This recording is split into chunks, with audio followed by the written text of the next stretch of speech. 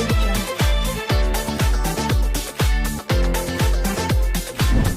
ini di sini nih sebagai pembicara nih. Oh iya, aku di sini datang sebagai salah satu bukan narasumber juga ya, bintang tamu aja untuk acara seminar Chronicle of Attraction karena kebetulan memang aku baca bukunya. Itu jadi memang berbekal karena memang sudah baca bukunya, berkali-kali yang baca bukunya, terus diajakin buat jadi bintang tamu untuk menceritakan pengalaman aja sih. Gitu. Nah, dari pengalaman kakak sendiri tadi tuh boleh nggak kak dijelasin sedikit soal law of attraction itu sendiri? Karena sebenarnya memang pengalaman aku banyak banget ya dari buku ini gitu. Jadi memang buku ini nggak bisa sekali dua kali dibaca karena memang harus paham. Jadi biasanya memang kalau aku tuh dimulai membaca buku ini memang ada bukan titik terendah ya, lagi dapat ujian lah dari Allah Subhanahu wa taala, dapat ujian yang memang itu berupa materi. Tapi kan kadang-kadang kan kita juga harus sadar ya, biasanya yang urusan sama materi itu kan ngeganggu semuanya, ngeganggu pikiran, ngeganggu mental dan yang lain-lain. Sampai akhirnya aku waktu itu diketemuin sama buku ini lewat salah satu narasumber juga tadi yang duduk di sebelah aku, yang beliau memang mengenalkan aku dengan buku tersebut nih, buku Chronicle of Attraction itu. Akhirnya aku coba praktekin, memang aku baca dulu. Setelah aku baca, kayaknya memang lebih seneng tuh ngobrol ya. Jadi setelah aku baca, aku coba pahami, tapi akhirnya aku ngobrol juga sama Anita yang memperkenalkan buku ini.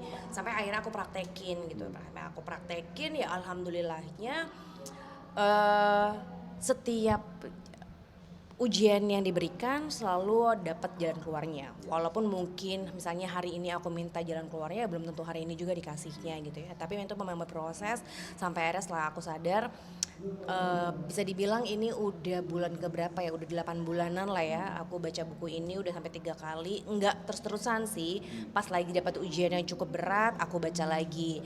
Habis kayak gitu kadang-kadang ya kita menjalani kehidupan seperti layaknya manusia biasa aja, kadang-kadang suka lupa. Begitu dapat lagi ujian berat lagi, aku ulang baca lagi sampai akhirnya bisa lebih apa ya, aku sih ngerasanya sekarang bukan cuma hanya sekedar materi, tapi sudah bisa lebih memaknai setiap ujian yang dikasih sama Allah gitu ya. Kalau dulu mungkin kita ngerasa aduh marah, kesel, kenapa sih harus ujian ini datang. Tapi begitu aku mulai belajar dan memahami buku ini, aku jadi lebih kayak setiap mendapati ujian buku ini, dapetin ujian tuh jadi lebih kayak ngerasa lebih tenang. Justru malah jauh lebih bersyukur. Kadang-kadang yang lucu tuh kalau misalnya aku lagi berdoa, lagi ngerasain hati tuh kayak aduh kalut banget, pengen nangis. Sekarang doanya tuh udah aduh ya Allah makasih atas ujian ini, walaupun sambil nangis ya gitu ya. Tapi sekarang jadi bisa lebih memaknai ujian tersebut tuh dengan nikmat, sampai akhirnya jadi lebih bersyukur gitu ya. Bersyukur ya apapun nanti hasilnya nanti pasti akan Allah jawab. Tapi yang paling penting adalah aku sudah mencoba belajarnya tuh lewat buku ini gitu. Satu ujian yang mungkin paling yang gimana ya, yang paling kamu berkesan juga di tahun 2023 ini seperti apa kak? Banyak ya, aku tuh ngalamin tiga momen yang luar biasa. Enggak cuma ngomongin materi ya. Jadi yang pertama waktu itu urusannya sama pinjaman pinjol itu yang terjadi sama salah satu anggota keluarga aku, di mana bukan aku yang mau, ya aku mau nggak mau aku harus ngeberesinnya. Aku yang ngeberesin supaya urusannya cepat beres gitu ya. Tapi yang aku lawan itu sebenarnya rasa ikhlasnya, bukan nominalnya gitu ya. Jadi ya berat banget awalnya untuk mengeluarkan uang untuk melunasin pinjol. Sambil berjalan ya yang bersangkutan akan ngebalikin, cuman kan tetap aja kita pasti di awal kan males banget ya, sebel, marah lah. Nah jadi proses damai di hatinya itu loh, untuk bisa memaafkan yang bersangkutan, untuk bisa mengikhlaskan uang yang kita keluarkan, itu yang sulit gitu di awal. Akhirnya aku belajar lewat Chronicle of Attraction. Jadi aku mencoba jalani itu yang namanya energi doa, energi sabar, energi syukur, ditambah dengan kenapa berhubungan sama Quranik ya, aku mendekatkan diri aja dengan Quran. Jadi pakai ayat-ayat Al-Quran, lebih giat lagi doanya, lebih giat lagi jalur langitnya, lebih giat lagi sholatnya gitu ya. Dan alhamdulillah udah diberesin. Setelah itu ada lagi nih di pertengahan tahun 2023 itu aku berhubungan sama mental health. Mungkin aku dulu awalnya mikir kayak gini, masa sih mental health itu ada, tapi ternyata itu ada. Dan itu tuh beradanya tuh karena ternyata aku tuh dapat kerjaan di satu waktu yang mepet banget kerjaannya, karena kerjaan aku kan sebagai content creator ya. Jadi waktu itu aku dapat kerjaannya pas lagi menuju bulan Ramadan. Itu kerjaan itu tuh hampir setiap hari. Sebenarnya kalau dipikir-pikir alhamdulillah ya rezekinya ada. Tapi karena aku kecapean, kelelahan, nggak cukup tidur, jadi tuh ada depresi gitu. Misalnya kecapean karena ngejalaninnya semuanya sendiri, ngedit sendiri. Ya kalau zaman sekarang semoga teman-teman brand yang kerja di agency, yang kerja di brand paham ya.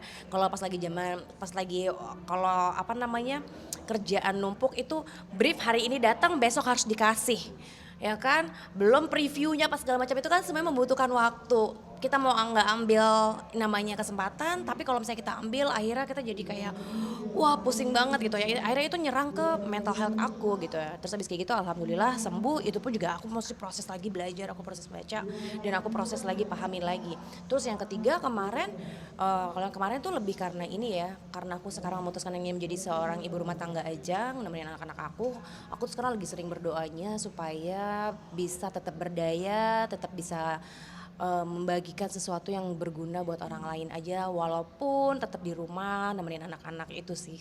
Jadi di tahun 2023 ini kakak memilih untuk hiatus dari dunia hiburan atau seperti apa? Enggak hiatus banget, tapi mungkin aku lebih pengen fokus banget sama anak-anak aja gitu ya. Jadi walaupun dulu misalnya jadi content creator itu kan tetap di dunia entertainment ya gitu ya. Tapi aku nggak pengen terlalu ngoyo. Aku pengen semua itu aku lakukan dengan santai gitu ya. Jadi nggak mau ibaratnya nggak mau kayak kejar target gitu ya, nggak mau kejar setoran ibaratnya kayak gitu. Aku pengen ngejalaninnya semuanya dengan lebih tenang, lebih ikhlas, lebih santai karena sekarang fokusku tuh lebih ke anak-anak itu sih. Memaknai 2023 seperti apa sih kakak? Wah, 2023 luar biasa banget sih. Sampai akhirnya aku bisa hadir di sini sih. Sekarang aku jauh lebih bersyukur gitu. Karena ternyata 2023 aku dapat pelajaran yang luar biasa banget.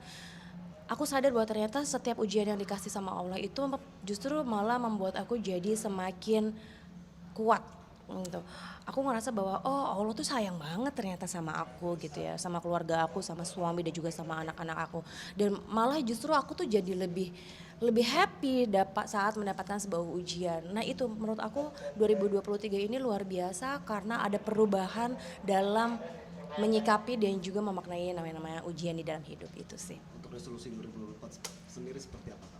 Aduh aku 2024 sih aku pengen lebih giat lagi beribadahnya ya gitu. Maksudnya tetap menerapkan yang sekarang sudah aku pelajari. Terus habis kayak gitu aku pengen lebih bahagia lahir dan batin. Karena menurut aku itu yang paling utama sih. Saat kita bahagia lahir dan batin apapun yang kita terima besar kecilnya gitu ya pasti akan selalu kita syukuri karena kita sudah bahagia lahir dan batin gitu. Kalau untuk akhir tahun gini rencana liburan sama anak-anak enggak kak? Oh kayaknya nggak dulu deh, aku karena pengen di rumah aja gitu, karena selama dari bulan Juli sampai ke Desember ini, anak aku tuh karena kebetulan anak aku tuh apa namanya baseball, latihan baseball itu tiga-tiganya tuh bolak-balik turnamen terus. Jadi setiap weekend tuh aku tuh selalu bangunnya pagi-pagi juga, subuhan langsung berangkat ke lapangan.